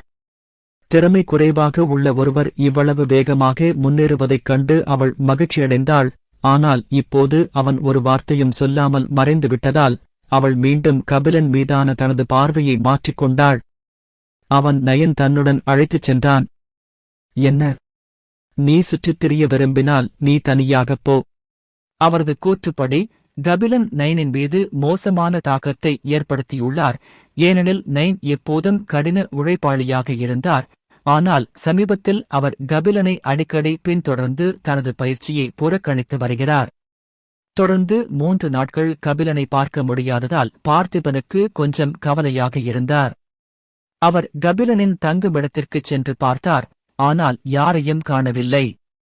சில நாட்களுக்கு முன்பு அவர் கபிலன் மீது மீண்டும் கணினி மதிப்பீட்டு திறனை பயன்படுத்தினார். ஆனால் அவருக்கு கிடைத்த முடிவுகள் முன்பு போலவே இருந்தன. கபிலன் சமீபத்தில் என்ன செய்து கொண்டிருந்தார் என்பதைப் பற்றி அவர் ஆர்வமாக இருந்தார். வகுப்பில் உள்ள அனைவரையும் விசாரித்த பிறகு கபிலன் மற்றும் நைன் இருவரும் ஒரு பணியை எடுத்துக்கொண்டு அகாடமியை விட்டு வெளியேறுவதைக் கண்டதாக ஒரு வகுப்புத் தோழரிடமிருந்து அவருக்கு செய்தி கிடைத்தது. கபிலன் திடீரென அகாடமியை விட்டு வெளியேறியதற்கான காரணம் என்னவென்று அவர் இன்னும் விசாரித்திருப்பார். ஆனால் சமீபத்தில் மிகவும் அமைதியாக இருந்த அமைப்பு எதிர்பாராத விதமாக பார்த்திபனிற்கு ஒரு பெரிய பணியை வழங்கியது. எதுவாக இருந்தாலும் அவரால் தோல்வியடைய முடியாத ஒரு பணி. அதனால்தான் கபிலனை பற்றி மேலும் அறிய அவர் மறந்துவிட்டார். Mission XX. வாய்ப்பு கோபுரத்தில் நுழைந்து மற்றவர்களை விட முன்னதாக சக்தி வாழ் என்ற கலைப்பொருளை பெறுங்கள். வெகுமதி 2 துணை தரவரிசைகள் அதிகரிக்கும். 1 எஸ் தரவரிசை திறன். தண்டனை 1 தரவரிசை. வாழ் தவறான கைகளுக்குச் செல்லும். மீதமுள்ள நேரம் 7 மாதங்கள். அத்தியாயம் 38 முதல்வரின் முக்கிய அறிவிப்பு. மறுநாள் அதிகாலையில் வீட்டு வேலைகள் அனைத்தையும் கவனித்துக் கொண்ட பிறகு கபிலன் நைனுடன் அகாடமிக்குச் செல்ல முடிவு செய்தார். ஏனென்றால் அவர் வாய்ப்பு கோபுரத்திற்குள் நுழைய விரும்பினால் அவருக்கு சிறந்த வழி அகாடமி வழியாக நுழைவதுதான். திடீர் அதிர்ச்சியின் காரணமாக கபிலன் இல்லாத நேரத்தில் எல்லாவற்றையும் கவனித்துக் கொள்ளும் அளவுக்கு ராஜரத்தினம் உடல்நிலை சரியில்லாமல் இருந்ததால் கடந்த 25 ஆண்டுகளாக வீட்டிற்கு சேவை செய்து வரும் பட்டருக்கு முடிவுகளை எடுக்கவும் வீடு தொடர்பான மற்ற அனைத்து விஷயங்களையும் கவனித்துக் கொள்ளவும் கபிலன் அதிகாரம் அளித்தார். பட்டர் தனது முதுகுக்குப் பின்னால் ஏதாவது தவறு செய்வதைப் பற்றி அவர் கவலைப்படவில்லை. ஏனெனில் பட்டர் ராஜரத்தினம் அதிகம் நம்பியிருந்த விசுவாசமான துணை அதிகாரிகளில் ஒருவராக இருந்தார். பணத்தை பிரித்த பிறகு அதிகம் மிச்சமில்லை. அதனால்தான் கபிலன் அகாடமிக்கு திரும்புவதற்கு போதுமானதை மட்டுமே எடுத்துக்கொண்டார். சமீபத்தில் அகாடமியில் வாழ் கலையை பயிற்சி செய்து கொண்டிருந்த போது அந்த கலையை இன்னும் சரியாகச் செயல்படுத்த தனக்கு ஒரு சிறந்த ஆயுதம் தேவை என்பதைக் கண்டுபிடித்தார். அதனால்தான் பணத்தைத் தவிர அவர் வீட்டிலிருந்து எடுத்த 2வது விஷயம் மேனர் ஆயுதங்களுக்குள் கிடைத்த ஒரே டி தரவாள் மட்டுமே. ஏனெனில் கபிலன் தற்போது பயன்படுத்தி வந்த வாழ் தரவரிசைப்படுத்தப்படவில்லை. மனிதர்களைப் போலவே ஆயுதங்களும் 2 வெவ்வேறு வகைகளாக பிரிக்கப்பட்டன. தரவரிசைப்படுத்தப்பட்ட மற்றும் தரவரிசைப்படுத்தப்படாத. தரவரிசைப்படுத்தப்படாத ஆயுதங்கள் தரவரிசைப்படுத்தப்படாத ஆயுதங்களைப் போல சக்தி வாய்ந்தவை அல்ல. ஏனெனில் அவை சாதாரண பொருட்களால் செய்யப்பட்டன. மறுபுறம் தரவரிசைப்படுத்தப்படாத ஆயுதங்கள் அவற்றின் கட்டுமானத்திற்காக அதிக நேரம் மற்றும் வளங்கள் செலவிடப்பட்டதால் அதிக உறுதியானதாகவும் நீடித்ததாகவும் இருந்தன. அதனால்தான் ஆயுதத்தின் தரம் உயர்ந்ததாக இருந்ததால் அது மிகவும் சக்தி வாய்ந்ததாக இருந்தது. புறப்படுவதற்கு முன் கபிலன் தனது தந்தையிடம் மீண்டும் ஒருமுறை வாழ்க்கையின் அமுதத்துடன் திரும்புவதாக உறுதியளித்தார். ராஜரத்தினம் செய்ய வேண்டிய ஒரே விஷயம் அவருக்காக காத்திருந்து நம்பிக்கையை இழக்காமல் இருப்பதுதான். ராஜரத்தினம் முதலில் தயங்கினார். ஆனால் டார்க் ஃபாரஸ்ட் என்பதற்கு பதிலாக கபிலண்டவர் ஆப்பர்ச்சுனிட்டிக்குள் நுழைந்து அமுதத்தை கண்டுபிடிப்பார் என்று கேள்விப்பட்டபோது அவர் ஒப்புக்கொண்டார். ஏனென்றால் அந்த கோபுரம் இருண்ட காடுகளைப் போல ஆபத்தானது அல்ல. அங்கு மரணம் சாதாரணமானது. பின்னர் கபிலன் தனது சகோதரர்களை கடைசியாக ஒருமுறை பார்க்கச் சென்றார். அவர்களின் உடல்நிலை முன்பை விட சிறப்பாக இல்லை. அவர்களின் உடல்களில் பரவியிருந்த கருப்புக் கோடுகள் மேலும் தெளிவாக தெரிந்ததால் அவர்களின் நிலை மேம்படுவதற்கு பதிலாக மோசமாகிவிட்டதாக தோன்றியது. அசுர தாக்குதலின் போது அவரது சகோதரர்களுடன் காயமடைந்த மற்ற 2 நோயாளிகளும் குணப்படுத்துபவர்களால் கவனித்துக் கொள்ளப்பட்டனர். அவர்கள் எங்கிருந்து வருகிறார்கள் என்பது கபிலனுக்கு தெரியவில்லை. ஏனென்றால் அவர்கள் அசுர தாக்குதலின் போது உதவி வழங்க முடிவு செய்த சில அண்டர்கள் மட்டுமே. சிறிது நேரம் சுற்றி விசாரித்தும் கபிலன் அவர்களின் குடும்பங்களை கண்டுபிடிக்க முடியவில்லை.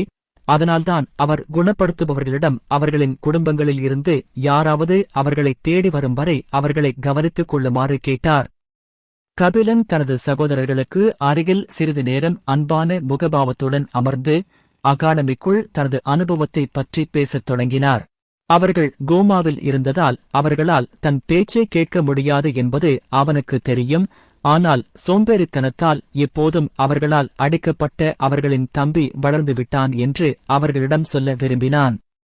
பின்னர் நைனுடன் சேர்ந்து கபிலன் வீட்டை விட்டு வெளியேறினார். வீட்டின் முன் நின்ற கபிலன் மீண்டும் திரும்பி பெரிய வாயில்களை பார்த்தான். கடந்த காலத்தின் எண்ணற்ற நினைவுகள் அவன் மனதில் பளிச்சிட்டன. அது அவனுக்கு ஓரளவு ஏக்கத்தை ஏற்படுத்தியது. அவர் அகாடமிக்குப் போய் 1 மாதத்திற்கும் மேலாகிவிட்டது. விஷயங்கள் இப்படி மாறும் என்று யார் கற்பனை செய்திருக்க மாட்டார்கள்? கபிலன் நைனுடன் புறப்படுவதற்கு முன்பு கட்டுமான பணிகளின் நடுவில் இருந்த வீட்டின் தோட்டத்தை மீண்டும் ஒருமுறை பார்த்தார். அவர்கள் பயணம் செய்யும்போது ஒரு சில நாட்களில் சுற்றியுள்ள அனைத்து கட்டிடங்களும் முழுமையாக கட்டப்பட்டதைக் கண்டார்கள். மேலும் நகரத்தைச் சுற்றியுள்ள சூழ்நிலை இப்போது அவ்வளவு மோசமாக இல்லை. சில நாட்களுக்கு முன்பு நடந்த துயர சம்பவத்தை மறந்து எல்லோரும் மீண்டும் தங்கள் வாழ்க்கையில் மும்முரமாக இருந்தனர். ஆனால் தங்கள் அன்புக்குரியவர்களை இழந்தவர்கள் தாங்கள் உணர்ந்த வலியை எப்போதும் நினைவில் வைத்திருப்பார்கள். பயணத்தின் போது எப்போதும் கபிலனின் அருகில் இருந்த நயன் கபிலனின் தோற்றத்தில் சில சிறிய மாற்றங்களை கவனித்தனர். முதலாவதாக, முன்பு சற்று வெள்ளி நிறத்தில் இருந்த கபிலனின் கருப்பு முடியின் மூலைகள் இப்போது மிகவும் கவனிக்கத்தக்கதாகவும் பிரகாசமாகவும் இருந்தன. மேலும் கபிலனின் கருப்பு கண்களின் மையத்தில் மரகத நிறத்தின் சாயல் இருந்தது. முதலில் நைன் இந்த மாற்றங்களை கவனிக்கவில்லை. ஏனென்றால் அவை மிகச் சிறியவை. ஆனால் அவன் கபிலனுடன் உரையாடும்போது அல்லது அவன் அருகில் நிற்கும்போது அவற்றை அவனால் கவனிக்காமல் இருக்க முடியவில்லை. ஆனால் ஒருவரின் இயற்கையான கண் நிறத்தை மாற்றுவது எப்படி சாத்தியமற்றது என்பதை அறிந்து நைன் தலையை ஆட்டினார். தான் அதிகமாக யோசிப்பதை நிறுத்தினார். நயனும் கபிலனும் அகாடமியை அடைய 6 மணி நேரத்திற்கு மேல் ஆகவில்லை. ஏனென்றால் அவர்கள் இருவரும் ஓய்வெடுக்க எங்கும் நிற்கவில்லை. மேலும் வரவிருக்கும் வாய்ப்பு கோபுரத்தின் திறப்பு விழாவை பற்றி மேலும் அறிய அவர்கள் விரைவாக அகாடமியை அடைய விரும்பினர். அவர்கள் எதிர்பார்த்தது போலவே அவர்கள் அகாடமியை அடைந்த தருணத்தில் அகாடமிக்குள் இருந்த அனைவரும் கோபுரத்தை பற்றி பேசிக் கொண்டிருந்தனர். முதலில் அவர்கள் மிஷன் பொருட்களை உச்சியில் ஏற மிஷன் மண்டபத்திற்குச் சென்றனர். ஆனால் வரவேற்பறைக்கு பின்னால் அமர்ந்திருந்த இளைஞனிடமிருந்து ஒரு இழிவான பார்வை கிடைத்தது. அவர்களுக்கு பதில் சொல்லக்கூட கவலைப்படாத அந்த இளைஞனின் அவமானகரமான பார்வையை பார்த்து கபிலன் அதற்கு பழகிவிட்டதால் சலிப்படையவில்லை. ஆனால் நைன் அழுவது போல் உணர்ந்தான்.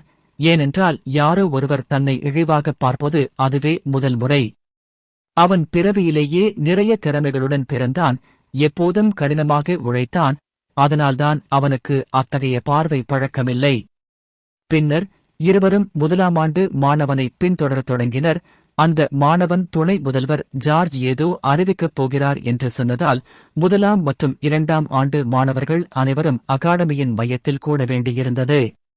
அகாடமியின் மையத்தை அடைய அவர்களுக்கு 10 நிமிடங்கள் ஆனது. அகாடமியின் மையம் கட்டிடங்களால் சூழப்பட்ட ஒரு பெரிய காலி மைதானமாக இருந்தது. மைதானத்தின் விளிம்பில் ஒரு சிறிய மேடை அமைக்கப்பட்டது. மேடையின் முன் 1ஆம் மற்றும் 2ஆம் ஆண்டு மாணவர்கள் அனைவரும் கூடியிருந்தனர். கிட்டத்தட்ட 400 பேர் கொண்ட ஒரு சிறிய கூட்டமாக இது அமைந்தது. எல்லோரும் திடீர் அறிவிப்பை பற்றி பேசிக் கொண்டிருந்தனர். மேலும் துணை முதல்வரின் வருகைக்காக ஆவலுடன் காத்திருந்தனர். ஏனென்றால் கிட்டத்தட்ட அனைவரும் திடீர் அறிவிப்புக்கான காரணத்தை யூகித்திருந்தனர். ஏனென்றால் அகாடமிக்குள் படிக்கும் சில மாணவர்கள் அரச குடும்பத்தைச் சேர்ந்தவர்கள். அவர்கள் அகாடமிக்குள் நுழைவதற்கு முன்பே அவர்களின் குடும்பத்தினர் நிச்சயமாக கோபுரத்தை பற்றி அவர்களிடம் சொல்லியிருப்பார்கள். அத்தியாயம் 39. போட்டிக்கு தயாராகும் கபிலன். கபிலன் மற்றும் நைன் இருவரும் சற்று தாமதமாக வந்ததால் அவர்கள் கூட்டத்தின் கடைசியில் நின்றனர். துணை முதல்வருக்காக காத்திருந்தபோது பார்த்திபன் அவரது குழுவினரும் அவர்களிடமிருந்து வெகு தொலைவில் கிட்டத்தட்ட மேடைக்கு முன்னால் நிற்பதைக் கண்டார் கபிலன். கபிலன் ஒரு கசப்பான புன்னகையுடன் தலையை ஆட்டினான். கூட்டத்தினரிடையே எவ்வளவு எளிதாக அவர்களை கண்டுபிடித்தான் என்று நினைத்தான். அவர்கள் நால்வரும் தங்கள் வேறொரு உலகத் தோற்றத்தால் பழிச்சிடுகிறார்கள். யாரையும் பொறாமைப்பட வைக்கும் அளவுக்கு அவர்களிடம் திறமை இருந்ததால் அவர்கள் நால்வரும் சொர்க்கத்தால் விரும்பப்பட்டிருக்கலாம். முதலில் கபிலன் அகாடமிக்குள் நுழைந்தபோது அவர்களை அடைய முடியாத அளவுக்கு சக்தியில் மிக தொலைவில் இருப்பதாக நினைத்தான். ஆனால் என்ன செய்ய முடியும், என்ன செய்யக்கூடாது என்பது அவனுக்கு தெரிந்ததால் அவன் அதைப் பற்றி கவலைப்படவில்லை. ஆனால் இப்போது அவர்களைப் பார்க்கும்போது அவரது கண்ணோட்டம் முற்றிலும் மாறுபட்டதாக இருந்தது. ஏனென்றால் இப்போது அவர்களை அணுகுவது கடினமாகத் தெரியவில்லை. ஒருவேளை தன்னை அறியாமலேயே அவன் அவற்றையெல்லாம் ஒரு நாள் மிஞ்சிவிடலாம் என்று நினைத்துக் கொண்டிருக்கலாம். அவற்றை மட்டுமே அடைய வேண்டுமென்ற அவனது முந்தைய எண்ணங்களிலிருந்து இது மிகவும் மாறுபட்டது.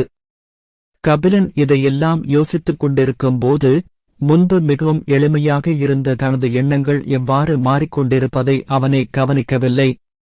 இதற்கெல்லாம் பின்னால் உள்ள காரணம் உண்மையில் அவரது சகோதரரின் சம்பவத்தால் ஏற்பட்டதா அல்லது வேறு ஏதாவது காரணமா? ஆனால் துரதிர்ஷ்டவசமாக இந்த உலகில் யாரும் இதையெல்லாம் கவனிக்கவோ அல்லது அவரிடம் சொல்லவோ போதுமான திறன் கொண்டவர்களாக இல்லை. கபிலனை அவனது சிந்தனைகளில் இருந்து கலைத்தது துணை முதல்வரின் உரத்த குரல். அனைவருக்கும் வணக்கம். நீங்கள் அனைவரும் கடினமாக உழைத்து அகாடமிக்குள் ஒவ்வொரு நாளும் புதிய விஷயங்களை கற்றுக்கொள்கிறீர்கள் என்று நான் நம்புகிறேன். முதலில் எந்த முன்னறிவிப்பும் இல்லாமல் திடீரென்று அனைவரையும் அழைத்ததற்கு நான் மன்னிப்பு கேட்டுக்கொள்கிறேன். ஏனென்றால் நீங்கள் அனைவரும் முதல் பருவ தேர்வுகளுக்கு பயிற்சி அல்லது தயாரிப்பில் மும்முரமாக இருந்திருப்பீர்கள் என்பது எனக்கு தெரியும். ஆனால் இன்று நான் ஒரு முக்கியமான அறிவிப்பை வெளியிட வேண்டும் என்பது உங்களுக்கு தெரியும். கபிலன் துணை முதல்வர் நின்றிருந்த மேடையை பார்த்தாள். அவரது இடது பக்கத்தில் பேராசிரியர் வித்தகன் நின்று கொண்டிருந்தார். அவருக்குப் பின்னால் 4 வெவ்வேறு பேராசிரியர்கள் நின்று கொண்டிருந்தனர். பேராசிரியர் அருந்ததி இருக்கிறாரா என்று கபிலன் சுற்றி பார்த்தார். ஆனால் சிறிது நேரம் சுற்றி பார்த்தாலும் பேராசிரியர் அருந்ததியே எங்கும் காணப்படவில்லை. மறுபுறம் சில சீரற்ற தலைப்புகளைப் பற்றி பேசிய பிறகு துணை முதல்வர் ஜார்ஜ் இறுதியாக அனைவரும் கேட்க ஆவலுடன் காத்திருந்த தலைப்பை பற்றி பேசத் தொடங்கினார். 20 ஆண்டுகளுக்கு ஒருமுறை திறக்கப்படும் வாய்ப்பு கோபுரம் அடுத்த மாதம் திறக்கப்படப் போவதாக அவர் அறிவித்தார். கடந்த முறை போலவே கிழக்கு கண்டத்திற்குள் இருக்கும் ஒவ்வொரு ராஜ்யத்திற்கும் 100 இடங்கள் வழங்கப்பட்டுள்ளன. மற்ற எல்லா ராஜ்யங்களைப் போலவே கிங்டம் எஸ்கலண்ட் இளைய தலைமுறையிலிருந்து 100 திறமையான நபர்களை தேர்ந்தெடுக்கும். 100 இடங்களில் 14 இடங்கள் ராயல் அகாடமிக்கு வழங்கப்பட்டுள்ளன. ஏனெனில் அது ராஜ்யத்திற்குள் இருக்கும் நம்பர் 1 அகாடமியாகும். சிறிது காலத்திற்கு துணை முதல்வர் ராயல் அகாடமியின் பெருமையைப் பற்றியும் மாணவர்கள் அகாடமியில் நுழைய வாய்ப்பு பெற்ற அதிர்ஷ்டம் பற்றியும் பெருமையாக பேசத் தொடங்கினார். பேராசிரியர் வித்தகன் அவரது தோளில் லேசாக தட்டிய போதுதான் அவர் நிறுத்தினார். ஆனால் துணை முதல்வரின் எரிச்சலான முகம் அவர் ராயல் அகாடமியைப் பற்றி மேலும் பேச விரும்புவதைக் காட்டியது. முதல்வர் தொடர்ந்து கூறுகையில், ராஜ்யத்திற்குள் இருக்கும் மற்ற கல்விக்கூடங்களுக்கு அவற்றின் தரவரிசைப்படி கூடுதலாக 46 இடங்கள் வழங்கப்படுகின்றன.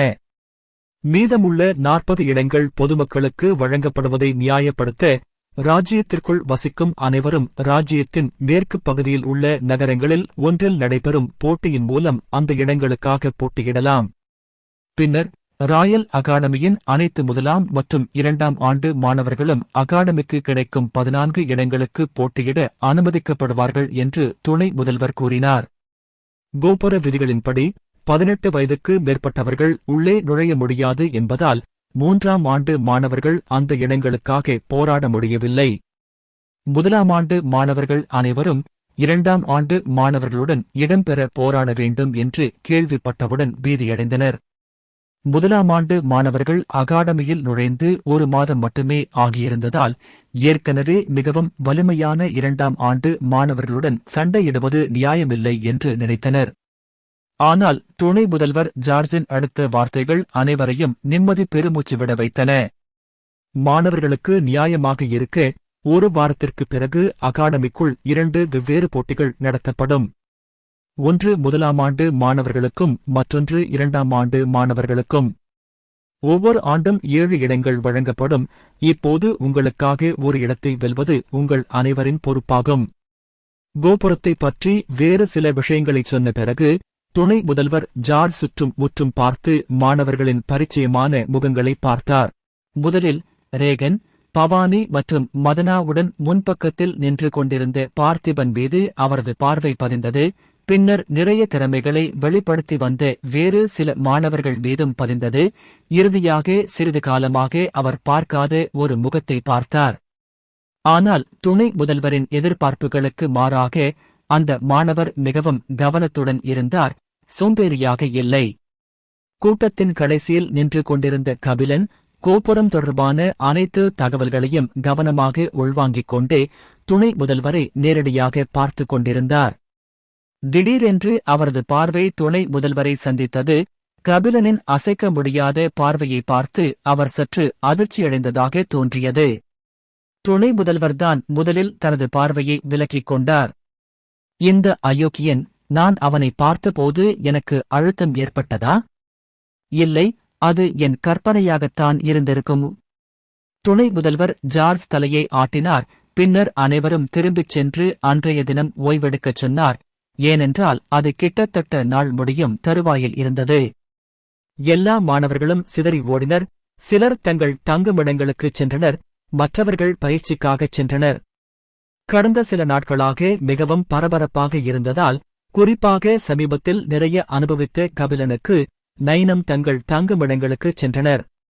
தங்குமிடங்களை அடைந்த பிறகு கபிலன் தங்குமிட அறைக்குள் நுழைவதற்கு முன்பு நைனிடம் விடை பெற்றார். உள்ளே நுழைந்த கணமே அவன் படுக்கையை நோக்கி நடந்து சென்று சோர்வான முகபாவத்துடன் அதன் மீது சாய்ந்தான்.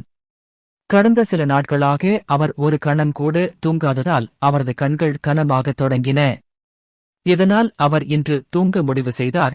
ஏனென்றால் நாளை முதல் அவர் தனது வாழ்க்கையின் மிகப்பெரிய சவாலுக்கு தயாராக தொடங்கப் போகிறார். ஆனால் அவன் கண்களை மூடுவதற்குள் அவன் இடுப்பில் கட்டியிருந்த ஏதோ ஒன்று லேசாக நடுங்கியது. நான் உன்னை பத்தி கிட்டத்தட்ட மறந்துட்டேன். கபிலன் தனது இடுப்பில் கட்டியிருந்த பீனிக்ஸ் முட்டையை அவிழ்த்தான்.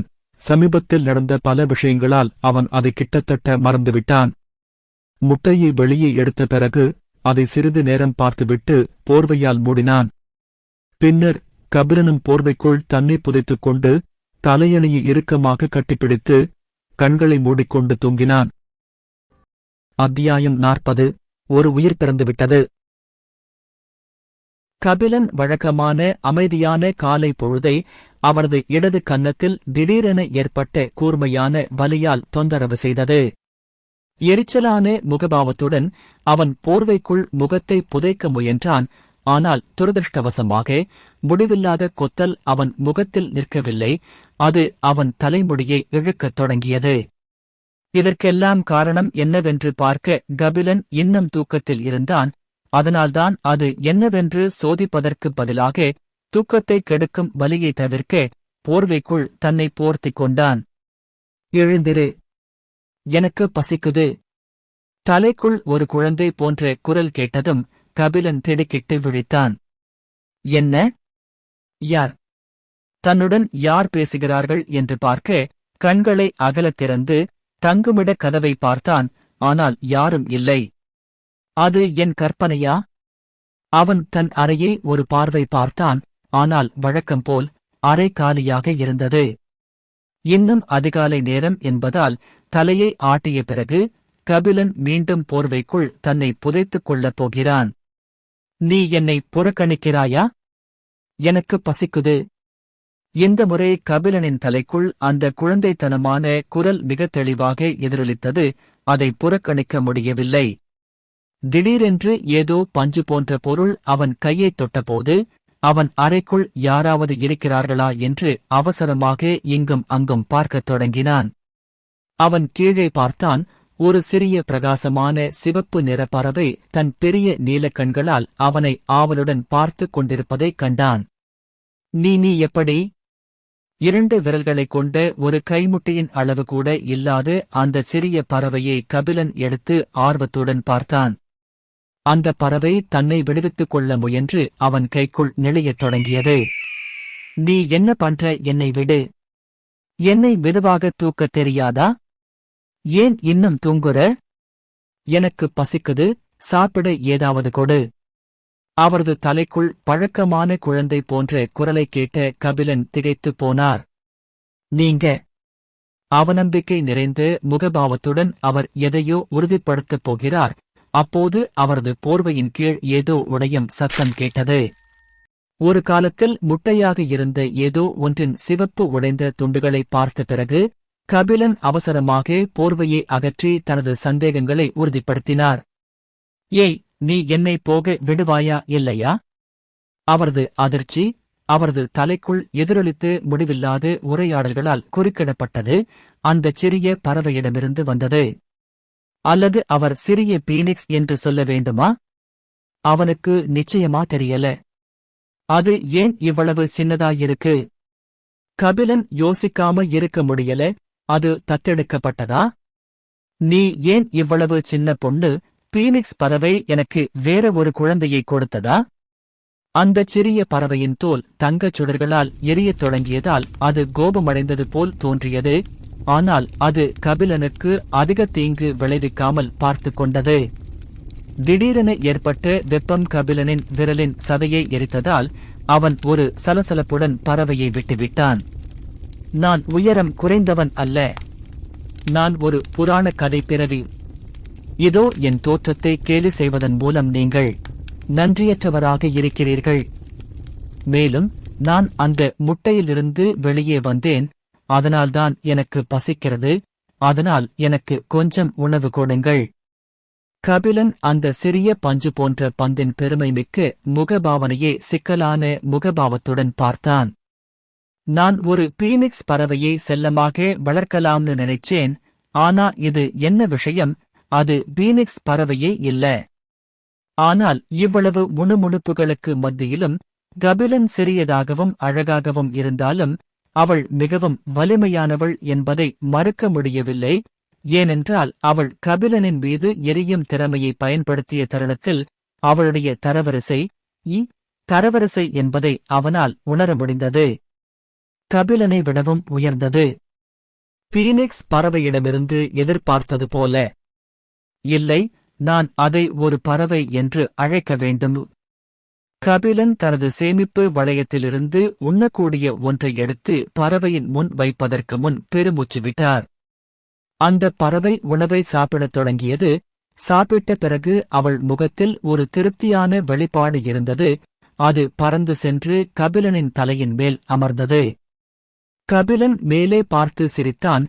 ஏனென்றால் ஏதோ காரணத்தால் அது அவனுக்கு அழகாக இருந்தது. அவர்களை இணைக்கும் ஒரு சிறிய நூலிழையை அவனால் உணர முடிந்தது. அதன் காரணமாக கபிலன் அவளுடைய உணர்ச்சிகளின் ஒரு பகுதியையும் உணர முடிந்தது. அவளால் அதேபோல் செய்ய முடியுமா என்று அவன் யோசிக்கிறான். வேடிக்கையாக பார்ப்பதை நிறுத்திவிட்டு எனக்கு ஒரு பெயர் கொடுங்கள். அந்த பறவை எதிர்பார்ப்புகளால் நிறைந்த பெரிய நீல கண்களுடன் கபிலனை பார்த்தது. கபிலன் தீவிரமாக தலையசைத்துவிட்டு அந்த சின்ன பையனுக்கு பொருத்தமான பெயரைப் பற்றி யோசிக்க ஆரம்பித்தான். ஒரு பெயர். பறவையா? இல்ல ரெட்டியா? அது உன் தோற்றத்தைப் போலவே இருக்குன்னு நினைக்கிறேன். அந்த பறவை அவநம்பிக்கையால் நிறைந்த அகன்ற கண்களுடன் கபிலனை பார்த்தது. கபிலனுக்கு அவரது பெயரிடும் திறமையை சந்தேகிக்க வைத்தது. அவ்வளவு மோசமாக இருந்ததா? மோசமா? இல்லை, அது கேவலமா இருக்கு. உங்க பெயரிடும் அறிவு ரொம்ப மோசமா இருக்கு. கபிலன் திட்டப்பட்டாலும் அவள் ஒரு பெரியவரைப் போல தனது குழந்தை போன்ற குரலில் பேச முயற்சிப்பது அவனுக்கு இன்னும் அழகாக இருந்தது. அவளுக்கு சுற்றுப்புறம் பற்றிய அறிவு இருப்பதையும் அவருடன் மிக எளிதாக பேசுவதையும் அவன் கவனித்தான். புத்திசாலித்தனம் கொண்ட அசுரர்கள் தங்கள் அறிவின் ஒரு பகுதியை தங்கள் சந்ததியினருடன் பகிர்ந்து கொள்ள முடியும் என்பது உண்மைதான் போலிருக்கிறது. அப்போ பியா எப்படி இருக்கா? அது வலிமை தெய்வத்தின் பெயர். கபிலன் தன்னை ரசித்துக் கொண்டிருப்பது போல் தோன்றிய பறவையின் தலையை லேசாகத் தட்டினான். சரி, முந்தைய விருப்பங்களைக் கருத்தில் கொண்டால் பியா 1000 மடங்கு சிறந்தது. இப்போதைக்கு நான் அதையே ஏற்றுக்கொள்கிறேன். எனக்கு கொஞ்சம் தூக்கம் வருது, அதனால நான் கொஞ்ச நேரம் தூங்குவேன். கொஞ்ச நேரம் என்னை எழுப்பாதே. சரி. கபிலன் பியாவை தன் தலையிலிருந்து எடுத்து கவனமாக தலையணையில் வைத்தான். பியா முட்டையை உடைத்து விட்டுச் வந்ததால் அவள் மிக எளிதாக சோர்வடைந்து விட்டதாக தெரிகிறது. அதன் பிறகு கபிலன் சில நாட்களாக காணாமல் போன காலை வகுப்புக்கு தயாராகத் தொடங்கினார். மறுபுறம் நயன் அதிகாலையில் எழுந்து தயாரான பிறகு கபிலனின் கதவை தட்டினான். ஆனால் கபிலனை எழுப்புவது எப்படி ஒரு பழக்கமாகிவிட்டது என்பதை அவன் உணர்ந்தான். ஏனென்றால் நயன் கடந்த ஒரு மாதமாக அதைச் செய்து வந்தான். நயன் ஒரு பெருமூச்சு விட்டு மீண்டும் கதவை தட்டப் போகிறது. ஆனால் கபிலன் கதவை திறந்து ஒரு சிறிய புன்னகையுடன் அவரை வரவேற்றார். பின்னர் இருவரும் வகுப்பறை நோக்கி நடக்கத் தொடங்கினர். வழக்கம் போல் முதலாம் ஆண்டு வகுப்பறை மாணவர்களால் நிரம்பியிருந்தது. ஆனால் இன்று வகுப்பிற்குள் ஒரு சூடான விவாதம் நடந்து கொண்டிருந்தது. எல்லோரும் கோபுரத்தைப் பற்றியும் முதலாம் ஆண்டு மாணவர்களுக்கு வழங்கப்படும் 7 இடங்களை நிரப்ப என்ன மாதிரியான போட்டி நடத்தப்படும் என்பதையும் பற்றி பேசிக் கொண்டிருந்தனர். கபிலன் வழக்கமாக நயனுடன் அமர்ந்திருக்கும் முதல் வரிசையில் பார்த்திபனும் ரேகனும் அமர்ந்திருந்தனர். அதே நேரத்தில் பவானியும் மதனாகும் அவர்களுக்குப் பின்னால் அமர்ந்திருந்தனர். அவர்கள் கோபுரம் மற்றும் ஒரு வாரத்தில் நடைபெறும் போட்டியைப் பற்றியும் விவாதித்தனர். வகுப்பறை கதவு திறந்தது. 2 பழக்கமான முகங்கள் அறைக்குள் நுழைந்தன. கடைசியாக உள்ளே நுழைந்தவர்கள் அவர்கள் என்பதால் அனைவரின் கவனத்தையும் ஈர்த்தன. நயனுடன் வகுப்பறைக்குள் நுழைந்த கபிலனை பார்த்த பார்த்திபன் அவர்களை நோக்கி கையசைத்து தன்னிடமும் ரெகனுடன் உட்காருமாறு சைகை காட்டினான். கபிலன் ஒரு வணக்கத்துடன் பதிலளித்து பார்த்திபனுக்கு அருகில் இருந்த 2 ஆளில்லாத இருக்கைகளில் ஒன்றில் அமர்ந்தார். ஆனால் கபிலன் சற்று குழப்பமாக உணர்ந்தாள். அவர் இந்த இருக்கைகளை எனக்கும் நயனுக்கு விட்டுச் சென்றாரா? ஏன் என்று எனக்கு ஆச்சரியமாக இருக்கிறது. நாங்கள் அவ்வளவு நெருக்கமாக இல்லை. மதனா மற்றும் பவானியைப் போலவே அவர்கள் 4வரும் ஒருவருக்கொருவர் உரையாடத் தொடங்கினர். ஆனால் எப்போதும் போல 4 சண்டையில் ரேகன் மற்றும் கபிலன் அமைதியாக தலையை ஆட்டவோ அல்லது தேவைப்படும்போது பேசவோ மட்டுமே இருந்தனர். அத்தியாயம் 41 பார்த்திபனின் அதிர்ச்சி. சிறிது நேரத்திற்குப் பிறகு பேராசிரியர் அருந்ததி வகுப்பறைக்குள் நுழைந்தார். மாணவர்களின் எண்ணற்ற உரையாடல்களை நிறுத்தினார். வழக்கம்போல் அவளுடைய முகபாவனை குளிர்ச்சியாக இருந்தது. அவளுடைய நீண்ட கருப்பு முடி குதிரைவால் மாதிரி கட்டப்பட்டிருந்தது. உள்ளே இருந்த அனைத்து பழக்கமான முகங்களையும் பார்த்துவிட்டு வருகை பதிவேட்டை பிடித்துக் கொண்டு மேடையில் நின்றாள். அவள் கண்கள் கபிலனை நோக்கி சிறிது நேரம் நின்றது. அவளுடைய அழகான முகத்தில் ஒரு சிறிய முகச்சுளிப்பு தோன்றியது. அவர் திரும்பி வந்துவிட்டார். ஆனால் அவள் கபிலனிடமோ அல்லது வேறு யாரிடமோ எதுவும் சொல்லவில்லை.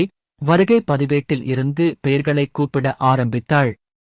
தொடர்ந்து 4 நாட்களாக கபிலன் இல்லாததால் நேற்று மிகவும் கோபமடைந்த அருந்ததி அவர் என்ன செய்கிறார் என்பதைக் கண்டறிய அகாடமியை விட்டு வெளியேறினார். ஆனால் நியான் நகரத்தை அடைந்ததும் கபிலனின் குடும்பத்தின் நிலையை பார்த்ததும் அவள் கவலைப்பட்டாள். அவர் யாரிடமும் சொல்லவில்லை. அகாடமியிடம் உதவி கேட்டிருக்கலாமே. அந்த விஷயம் அருந்ததியை எரிச்சலடையச் செய்தது என்னவென்றால் அவளுடைய மாணவர்களில் ஒருவர் கடினமான நேரத்தை சந்தித்து வந்தார். ஆனால் அவர் அதை அகாடமியுடன் பகிர்ந்து கொள்ளவில்லை. மேலும் அவள் கூட தன் வாழ்நாளில் பார்த்திராத வாழ்க்கையின் அமுதத்தை அவன் எப்படி கண்டுபிடிப்பான்? ஆனால் வாழ்க்கையில் இவ்வளவு பின்னடைவை சந்தித்த போதிலும் கபிலன் அமைதியான முகபாவனையைக் கொண்டிருந்தார். அருந்ததியால் அவரது குணத்தை பாராட்டாமல் இருக்க முடியவில்லை. அவன் கேட்காவிட்டால் அவனுக்கு உதவ முடியாது என்பதால் அவள் பெருமூச்சு விட்டாள். அருந்ததி செய்யக்கூடிய ஒரே விஷயம் துணை முதல்வரிடம் வாழ்க்கையின் அமுதத்தை தேடச் சொல்வதுதான். ஆனால் துணை முதல்வரிடம் கூட 8 மாதங்களில் அமுதத்தை கண்டுபிடிப்பது என்பது சாத்தியமற்ற காரியம் என்பதை அவள் அறிந்திருந்தாள். வருகை பதிவை பெற்ற பிறகு அருந்ததி தனது சொற்பொழிவை தொடங்கினார். அது கிட்டத்தட்ட 2 மணி நேரம் நீடித்தது. பின்னர் வாய்ப்பு கோபுரத்தின் வரலாறு குறித்து சில தகவல்களை அவர் வழங்கினார். பல மாணவர்கள் கோபுரத்தைப் பற்றி கேள்விகளை கேட்க தங்கள் கைகளை உயர்த்துகிறார்கள். ஏனென்றால் அவர்களுக்கு கோபுரம் வலிமை பெற ஒரு பெரிய வாய்ப்பாக இருந்தது. விடைபெற்று வகுப்பறையை விட்டு வெளியேறுவதற்கு முன்பு அருந்ததி அனைவரின் கேள்விகளுக்கும் பொறுமையாக பதிலளித்தார். இதற்கிடையில் கடந்த 4 நாட்களாக இல்லாததால் ஏதாவது தண்டனை கிடைக்கும் என்று எதிர்பார்த்த கைலும் நைனும் பேராசிரியர் அருந்ததி ஒரு வார்த்தை கூட பேசாமல் வெளியேறியதால் திகைத்துப் போனார்கள். இருப்பினும் இருவரும் ஒருவரையொருவர் ஆச்சரியத்துடன் பார்த்தது அவர்களுக்கு நல்லது. கபிலனின் அருகில் அமர்ந்திருந்த பார்த்திபன் எழுந்து நின்றான். பயிற்சிக்கு புறப்படுவோம். கபிலன் தலையசைத்தார். அவர்கள் அனைவரும் வகுப்பறையை விட்டு நேராக பயிற்சி மைதானத்தை நோக்கிச் சென்றனர். அவர்கள் வெளியேறுவதைக் கண்ட மற்ற மாணவர்களும் அவர்களுக்குப் பின்னால் பின்தொடரத் தொடங்கினர். விரைவில் அவர்கள் முன்பு போலவே இருந்த பயிற்சி மைதானத்திற்குள் நுழைந்தனர். வழக்கம்போல் பார்த்திபன், நைன் மற்றும் ரேகன் ஆகியோர் தங்கள் ஆயுதங்களை எடுத்துக்கொண்டு டம்மிகளை நோக்கிச் சென்றனர். பவானியும் மதனாவும் நீண்ட தூர இலக்குகளை நோக்கிச் சென்றனர். மறுபுறம் ஒரு போலியின் முன் நின்று கொண்டிருந்த கபிலன் தனது வாளை எடுத்து சிறிது நேரம் கண்களை மூடிக்கொண்டார். அனைத்து அடிப்படை வாள் அசைவுகளும் அவரது தலையில் பளிச்சிட்டன. கடந்த 1 மாதமாக கபிலன் பல்வேறு வாள் கலைகளை பயிற்சி செய்யும் பல மாணவர்களை கவனித்து வந்தார். மேலும் ஒவ்வொரு வாள் கலையிலும் இதே போன்ற ஒன்று இருப்பதை கவனித்தார். அவைதான் வாளின் அடிப்படை அசைவுகள். அதனால்தான் கபிலன் அனைத்து அடிப்படை நகர்வுகளிலும் தேர்ச்சி பெற விரும்பினார். இதன் மூலம் எதிராளியின் நகர்வுகளுக்குள் இருக்கும் எந்த திறப்புகளையும் எளிதாக கைப்பற்ற முடியும்.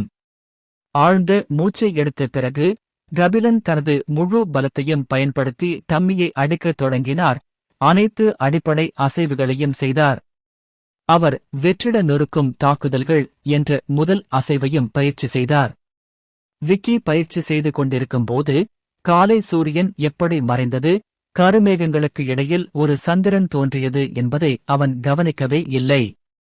கபிலனுக்கு அருகில் பயிற்சி செய்து கொண்டிருந்த பார்த்திபனால் கபிலனை பார்க்காமல் இருக்க முடியவில்லை. ஏனென்றால் அவருடைய வாள் முன்பை விட வேகமாகவும் கூர்மையாகவும் இருந்தது. மேலும் பார்த்திபனுடன் சண்டையிடும்போது கபிலன் முன்பு பயன்படுத்திய நகர்வு இப்போது மிகவும் வித்தியாசமாக இருந்தது. ஏனெனில் பாதையை மாற்றிய பின் கபிலனின் வாள் கழுத்தில் மட்டுமல்ல, டம்மியின் மற்ற அனைத்து பகுதிகளிலும் தாக்கத் தொடங்கியது. கடந்த 1 வாரத்தில் கபிலன் இவ்வளவு முன்னேற என்ன செய்தார் என்று கபிலன் ஆச்சரியப்படுகிறார். மெதுவாக ஆனால் நிச்சயமாக அனைத்து மாணவர்களும் அன்றைய தினம் ஓய்வெடுக்க பயிற்சி மைதானத்தை விட்டு வெளியேறத் தொடங்கினர். பார்த்திபனும் ரேகனும் கூட சோர்வாக இருந்ததால் அவர்கள் நிறுத்திவிட்டு பவானி மற்றும் மதனாவுடன் குழுவாகச் சென்றனர். அவர்களும் இன்று பயிற்சியை பாதியிலேயே நிறுத்துவது போல் தோன்றியது. ஆனால் கபிலன் நிறுத்தவில்லை. அவர் பயிற்சியில் மிகவும் மூழ்கியிருந்ததால் முழு பயிற்சி மைதானமும் இப்போது காலியாக இருப்பதை அவர் கவனிக்கவில்லை. பார்த்திபன் கபிலனை பார்த்து பெருமூச்சு விட்டார். ஏனென்றால் கபிலன் எப்போதும் பயிற்சி மைதானத்தை விட்டு வெளியேறும் முதல் நபர். ஆனால் இன்று அவர் ஏதோ காரணத்தால் கொஞ்சம் கலக்கமடைந்ததாக தோன்றியது. ஆனால் அங்கிருந்தவர்களில் கபிலனின் நடத்தைக்குப் பின்னால் இருந்த காரணத்தை நயன் தவிர வேறு யாருக்கும் தெரியாது. மேலும் கபிலனின் பார்வை டம்மியைத் தாக்குவதில் மிகவும் நிலைத்திருந்ததால் மற்றவர்கள் தனது பெயரைச் சொல்லி கூப்பிடுவதை அவனால் கேட்க முடியவில்லை. திடீரென்று அவன் தலைக்குள் ஒரு பழக்கமான குழந்தை போன்ற குரல் ஒலித்தது. டேய் தடிமாடு, அந்த நெருக்கடியான அறைக்குள் என்னை தனியாக விட்டுவிட்டாயா? அதற்கு மேல் நீ எனக்காக எந்த உணவையும் விட்டு வைக்கவில்லை. ஒரு பச்சை மண்ணை அப்படியே தவிக்க விட்டுட்டு போயிட்டியேடா. கபிலன் இறுதியாக நின்றான். அனைவரின் பார்வையிலும் ஒரு சிறிய சிவப்பு ஃபர் பந்து பயிற்சி மைதானத்திற்குள் பறந்து சென்று கபிலனின் தலையின் மேல் அமர்ந்தது. நான் உன் பெயரைச் சொல்லி அழைத்தபோது ஏன் உனக்கு கேட்கவில்லை? கபிலன் தனது வாளை சேமிப்பு வளையத்திற்குள் வைத்து மன்னிப்பு கேட்கும் முகத்துடன் வியாவின் தலையை மெதுவாகத் தட்டினார். சாரி, நான் நேரத்தை கவனிக்கல. ஆனா நீ எப்படி என்னை கண்டுபிடிச்ச? அதோடு நீ அறைக்குள்ளேயே இருந்திருக்க வேண்டியதுதானே வெளியே வருது உனக்கு ஆபத்தானது. நாங்கள் இணைக்கப்பட்டிருப்பதால் உங்களை கண்டுபிடிப்பது எனக்கு கடினமாக இல்லை. மேலும் அந்த இருண்ட அறைக்குள் நான் எப்படி இருப்பேன் என்று நீங்கள் எதிர்பார்க்க முடியும். அடுத்த முறை நீங்கள் மிகவும் கவலைப்படுகிறீர்கள் என்றால் என்னை உங்களுடன் அழைத்துச் செல்ல மறக்காதீர்கள். கபிலன் பெருமூச்சு விட்டு திரும்பினான். எல்லோரும் விசித்திரமான முகபாவங்களுடன் அவனை பார்த்துக் கொண்டிருப்பதைக் கண்டான். என்ன நடந்தது? கபிலனின் தலையின் மேல் அமர்ந்திருக்கும் பறவையைப் பற்றி முதலில் கேட்டது நயன்தான். கபிலன் சிரித்துக் கொண்டே பியாவை நோக்கிச் சுட்டிக் காட்டினான். அகாடமியிலிருந்து நான் எடுத்த முதல் பயணத்தின் போது நான் கண்டெடுத்த ஒரு முட்டையிலிருந்து அது வெளியே வந்தது. நயனுக்கு பிறகு எதிர்பாராத விதமாக மதனாதான் கபிலனை அணுகி பியாவைத் தொட முயன்றாள். ஏனென்றால் பறவை மிகவும் அழகாக இருந்தாள். பெரிய நீல நிற கண்களும் அவள் முழு உடலையும் சுற்றி சிவப்பு ரோமங்களும் இருந்தன. கபிலனுக்கு ஆச்சரியமாக பியா மதனாவை நோக்கி பறந்து சென்று அவள் தோளில் அமர்ந்தாள். கபிலன் மீது எப்போதும் எரிச்சலுடன் இருந்த பவானியும் பியாவை அணுகி அவள் தலையைத் தட்டத் தொடங்கினாள். பியா மகிழ்ச்சியாக இருப்பது போல் இருந்தது. கபிலன் பியாவை ஒரு புன்னகையுடன் பார்த்துவிட்டு பின்னர் ரேகனையும் பார்த்திபனையும் பார்த்தான். ஆனால் பார்த்திபன் முகபாவனையில் முழு அதிர்ச்சி தெரிந்தது. கபிலன் பார்த்திபனை நோக்கி நடந்தான். என்ன ஆச்சு? அது ஒண்ணுமில்ல. பார்த்திபனையுடன் இருந்து வாயிலிருந்து எந்த பதிலும் கிடைக்காததால் கபிலன் தோள்களை குலுக்கினான். பார்த்திபன் பியாவை நோக்கி நடந்தான். ஏனென்றால் அவனும் அவளைத் தொட விரும்பினான். ஆனால் அவன் பறக்கத் தொடங்குவதற்கு முன்பே பியா பறக்க ஆரம்பித்து விட்டாள். எல்லோரும் பார்த்திபனை பார்த்து சிரிக்க வைத்தாள். வெட்கப்பட்ட முகபாவத்துடன் பார்த்திபன் கசப்புடன் சிரித்தார். ஏனென்றால் அவர் இப்போது பார்த்த விஷயம் அவர்களின் வாழ்நாள் முழுவதும் யாராலும் பார்க்க முடியாத ஒன்று. ஒருவேளை கபிலன் கூட அறிய முடியாது. பார்த்திபன் தனது சிஸ்டத்திலும் ஸ்கேன் செய்ய சொன்னான். ஸ்கேனிங் முடிந்தது. பெயர் பியா. வயது 1 நாள். தரவரிசை இ. சிறப்பு உறிஞ்சுவதால் பிறழ்ந்தது கேள்விக்குறி. சாரத்தை. பிறழ்வு விளைவுகள் தரக்கதையா தெய்வீகமா? திறமை ACCS+ தரவரிசை. பிழை. காரணத்தை கண்டுபிடிக்க முயற்சிக்கிறேன். ஏற்றுகிறது. மீண்டும் ஒரு பிழை. மேலும் தகவல்கள் எதுவும் வழங்கப்படவில்லை. இந்த அறிவிப்பை கேட்டு பார்த்திபன் விரக்தி அடைந்தான். வேறு வழியின்றி கபிலனிடமே அவளை எங்கே கண்டுபிடித்தாய் என்று கேட்டான்.